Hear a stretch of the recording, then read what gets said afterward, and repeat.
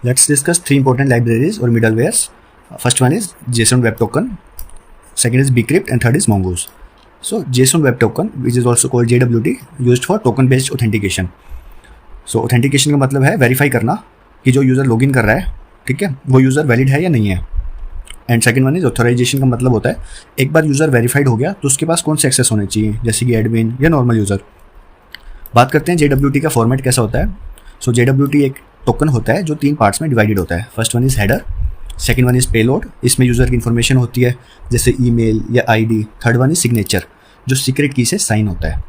अब बात करते हैं कि ये फ्लो कैसा रहता है. जब यूज़र लॉगिन करता है सर्वर एक JWT जनरेट करके क्लाइंट को दे देता है, ठीक है. सो देन क्लाइंट अपने ब्राउज़र या मोबाइल एप्लीकेशन में ये टोकन स्टोर कर लेता है.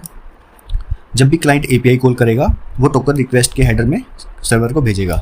देन सर्वर टोकन वेरीफाई करेगा, अगर वैलिड है तो एक्सेस मिल जाएगा, वरना रिजेक्ट हो जाएगा. मान लो आप एक ई-कॉमर्स वेबसाइट में हो, ठीक है. जब यूज़र लॉगिन करेगा तो उसे एक JWT मिलेगा. जब वो ऑर्डर प्लेस करेगा या प्रोफाइल ओपन करेगा तो सर्वर JWT चेक करके कंफर्म करेगा कि यूज़र वैलिड है या नहीं है. तो इसका बेनिफिट ये है कि ये स्टेटलेस ऑथेंटिकेशन होती है, मतलब सर्वर पे सेशन मेंटेन करने की ज़रूरत नहीं है, टोकन के थ्रू हर रिक्वेस्ट वैलिडेट हो जाती है. अब बात करते हैं bcrypt की, that is called password hashing. So bcrypt क्या है, ये एक लाइब्रेरी है जो यूज़फुल है पासवर्ड हैशिंग के लिए. मीन्स ओरिजिनल पासवर्ड को एक इरिवर्सिबल इंक्रिप्टेड फॉर्मेट में कन्वर्ट करना. मतलब अगर यूज़र का पासवर्ड 1 2 3 4 5 6 है तो हैशिंग के बाद वो एक रैंडम लुकिंग स्ट्रिंग बन जाएगा जो दोबारा रिवर्स नहीं की जा सकती, ठीक है. अब बात करते हैं ज़रूरी क्यों है. अगर डेटाबेस लीक हो जाता है और पासवर्ड्स प्लेन टेक्स्ट में स्टोर्ड हैं तो सब लोगों के अकाउंट्स हैक हो सकते हैं, ठीक है. लेकिन अगर पासवर्ड हैश्ड हैं तो अटैकर उन्हें इजीली यूज़ नहीं कर पाएगा because hashed passwords are irreversible.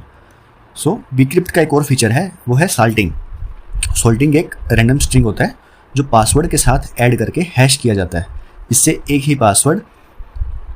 Password भी हर एक यूज़र के लिए अलग हैश जनरेट करेगा, ठीक है. मान लो कुछ यूज़र्स के पासवर्ड सेम है तो सबके लिए अलग अलग हैश जनरेट होगा.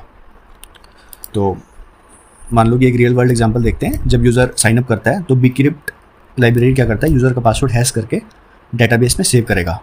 जब यूज़र लॉगिन करेगा तो जो पासवर्ड यूज़र ने एंटर किया है उसका हैश निकाल कर डेटाबेस वाले हैश से कंपेयर किया जाता है. अगर मैच होता है तो लॉगिन सक्सेसफुल हो जाता है, वरना लॉगिन अनसक्सेसफुल होता है.